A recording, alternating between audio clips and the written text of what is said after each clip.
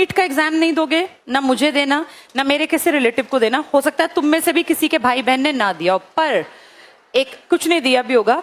एक important point बस ये है, क्योंकि इस देश की सबसे बड़ी दिक्कत क्या है, जो इतिहास पढ़ रहे हैं पढ़ के समझ में आएगा। जब सिराजुद्दौला लड़ रहा था ना, अकेला था, किसी ने साथ नहीं दिया, सबको लगता था हमारा क्या बिगड़ रहा है। वही कंडीशन आज है। नीट का पेपर लीक हुआ, हम नीट से जुड़े नहीं हैं, लेकिन मुझे ऐसा लगता है कि जब भी कहीं कुछ भी गलत हो, तो चाहे वो आपका टॉपिक है नहीं है, लेकिन अगर आपको लगता है कि भारत के बच्चों के साथ गलत हुआ, तो हम सबकी राय एक होनी चाहिए कि पेपर लीक होना बंद हो। ये कितने शर्म की बात है कि इस देश में डॉक्टर्स का पेपर, ये बच्चे जो तैयारी कर रहे थे, इमेजिन करो, ये बच्चे 1-2 महीने की तैयारी वाले नहीं होते। मैक्सिमम बच्चा है ना 8वीं क्लास के बाद अपना एक मेंटल मेकअप करता है कि मैं क्या पढ़ूंगा। 9वीं 10वीं जी जान लगा के पढ़ते हैं, अच्छे मार्क्स आए साइंस पढ़ ले। 11वीं 12वीं तो पूरी ही अपने आप को झोंक देते हैं कि डॉक्टरी की तरफ जाना है, पीसीबी को इतना ध्यान से पढ़ो। 4 साल उन बच्चों ने 9वीं 10वीं 11वीं 12वीं, बहुत सारे बच्चे ड्रॉप ईयर करते हैं, 1 साल ड्रॉप करते हैं कि नहीं नीट निकालना ही है।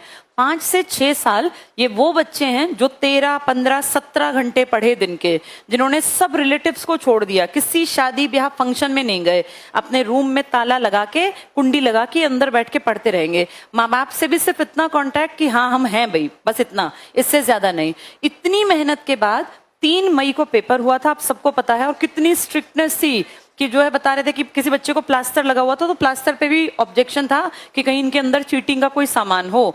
कुछ गले में नहीं पहनना, पैर में नहीं पहनना, कोई कड़ा नहीं, कोई कंगन नहीं, नोज पिन तक निकलवा ली। इतने ज्यादा चोंचले किए कि पता नहीं क्या होगा। अच्छी बात थी, हमें कोई दिक्कत नहीं थी, लेकिन अब कल तुम सबने देखा ऑफिशियली नोटिस आ गया कि ये पेपर रद्द हो गया। जैसे बहुतों को लगेगा हमें क्या फर्क पड़ता है, बेटा गलत जिसके भी साथ हो ना, उन सबके जिसके भी साथ हुआ, बाकी सब लोगों को लगना चाहिए कि गलत हमारे साथ हुआ।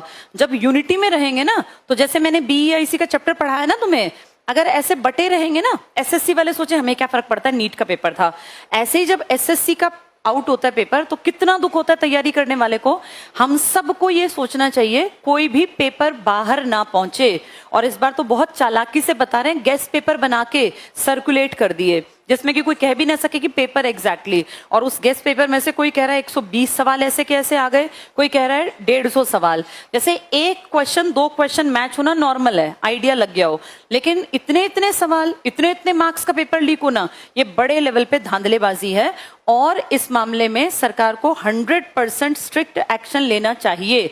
सिर्फ ये कह देने से 2 दिन की हवा या 2-4 दिन बस चलेगा मामला, फिर ठंडे बस्ते में। 2015 में कह रहे हैं ऐसा ही पेपर लीक हुआ था, लेकिन तब सिर्फ 6 लाख बच्चे बैठे थे पेपर में, मास पेपर दोबारा कंडक्ट कराया गया।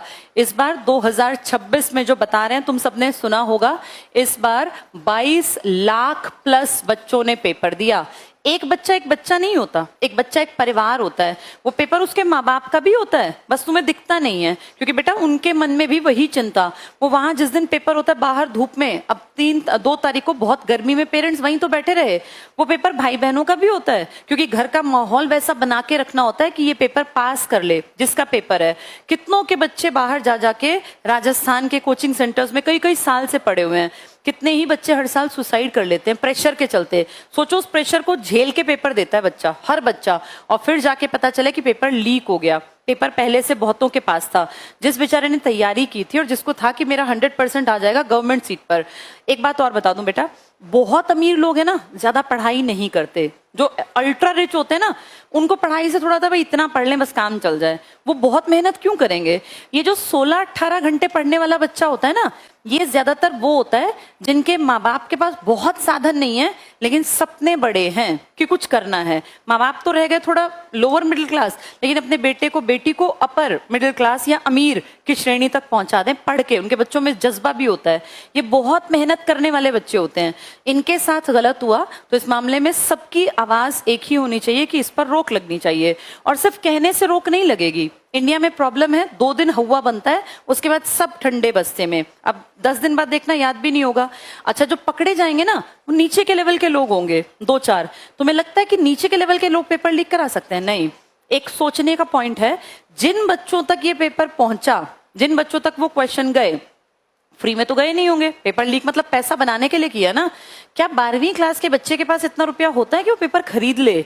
वो पेपर बच्चों ने नहीं खरीदा, वो पेपर माँ बाप ने खरीदा है, वो उन पेरेंट्स ने खरीदा है जो जानते हैं कि उनके बच्चे महामूर्ख हैं, फिसड्डी हैं, बेवकूफ हैं, जिन्होंने बस एक वो टैग लेने के लिए कि इनका बेटा या इनकी बेटी डॉक्टर है, एमबीबीएस में एडमिशन हो गया, एमबीबीएस कर गए, उसके लिए उन्होंने अपने बच्चों पे कितना गलत असर। क्या उनके बच्चे आज ये वीडियोस नहीं देख रहे जो पेपर लीक में शामिल हैं?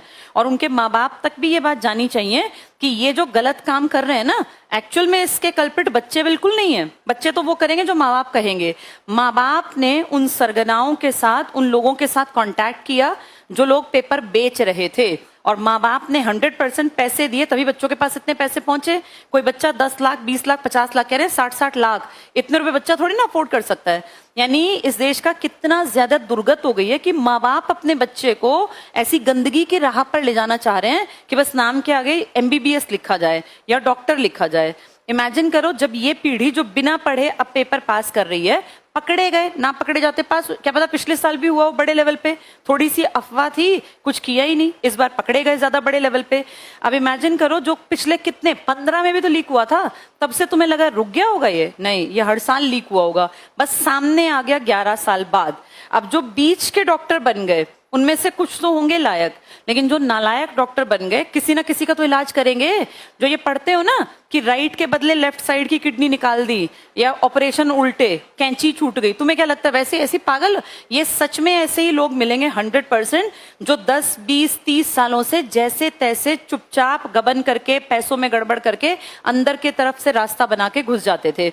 इतनी जो वाहियात डॉक्टर्स की आती है ना ये खबरें, कि भाई अभी पीछे हम पढ़ रहे थे सोनीपत में ही एक डॉक्टर ने लापरवाही की, अभी शायद 2 हफ्ते हुए होंगे, इस अस्पताल में, एक फेमस अस्पताल है मुरथल रोड पर, यहाँ की डॉक्टर, बाद में वो माफी भी मांग रही थी, उनकी वीडियो थी, और क्या उन्होंने कहा, उनको दूरबीन से ऑपरेशन करना नहीं आता था, और ऑपरेशन उन्होंने जो प्रॉपर ऑपरेशन होता है वो कर दिया, उसमें कोई आंत वांत में गड़बड़ हो गई, कोई कट गई आंत वगैरह, कुछ दिन उस लेडी के पेट में दर्द रहा, जवान बच्चे हैं उसके, उसने शिकायत की, दोबारा से वो करा के और कहा एक और ऑपरेशन होगा, उसके भी पैसे जमा करा लिए, जबकि गलती खुद की थी।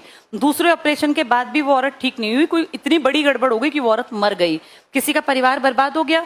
उसके बच्चों को पता है क्या कहा डॉक्टर ने, कि बेटा तुम्हें माँ की कमी महसूस नहीं होगी, मैं तो रोज तुम्हारा खाना बनवा के भेज दूंगी।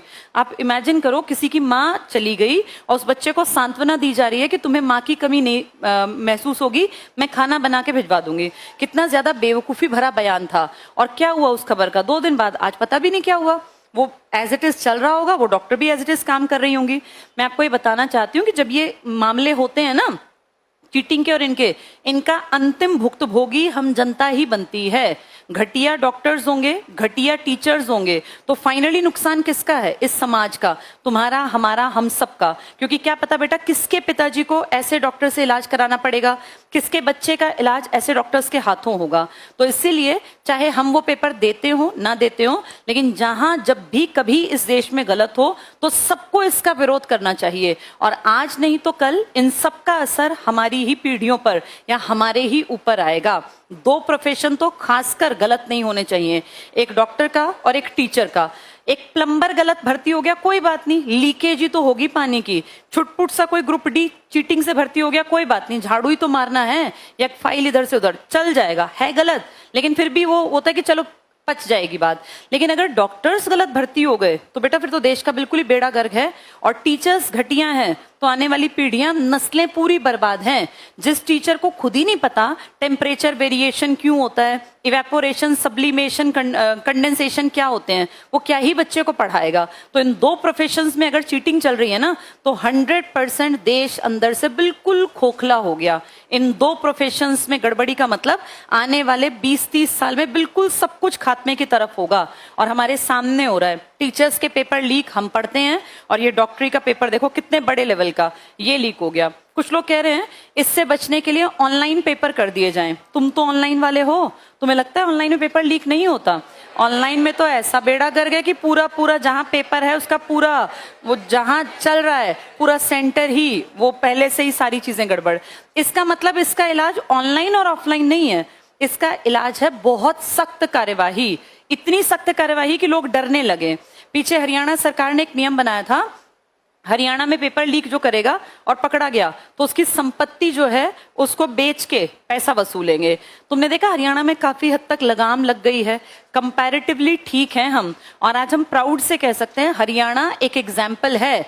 पेपर लेट होते हैं मान लिया, पेपर का टाइम टेबल नहीं है, गलती है मान लिया, हम ये नहीं कह रहे परफेक्ट, लेकिन फिर भी बेटा पिछले जितने बच्चे लगे हैं 99% बच्चे फेयर सिलेक्शन से लगे हैं। तो हम एक चीज में तो हम मानते हैं, हरियाणा सरकार से इस चीज का एक एग्जाम्पल सेट करके हरियाणा सरकार ने देश को दे दिया कि पेपर लीक ना हो तो गरीब और जरूरतमंद बच्चा नौकरी तक पहुंच जाता है, चाहे वो MBBS की पढ़ाई करने के लिए हो, चाहे वो SSC का या HSSC का या ग्रुप D की भर्ती हो। तो इस एक मामले में हम बेहतर हैं, लेकिन अभी हमें भी बहुत काम करना है। हरियाणा सरकार को भी टाइम टेबल सेट करना चाहिए। तुम पढ़ते हो, एक डेट सामने हो तो पढ़ने का ज्यादा मन करता है, एक महीना पता हो कि इस महीने में पेपर है, टाइम टेबल सेट करना चाहिए और सिलेबस डिफाइन करना चाहिए। बाकी पेपर लीक नहीं होना, आज फील करो हम एक उपलब्धि में बैठे हैं। अगर हमारे राज्य में पेपर लीक नहीं होते, मैं 100% नहीं कहती, फिर भी बहुत हद तक कंट्रोल है अब चीजें, और इसी हिसाब से चला तो एक एग्जाम्पल के रूप में अपने आप इसका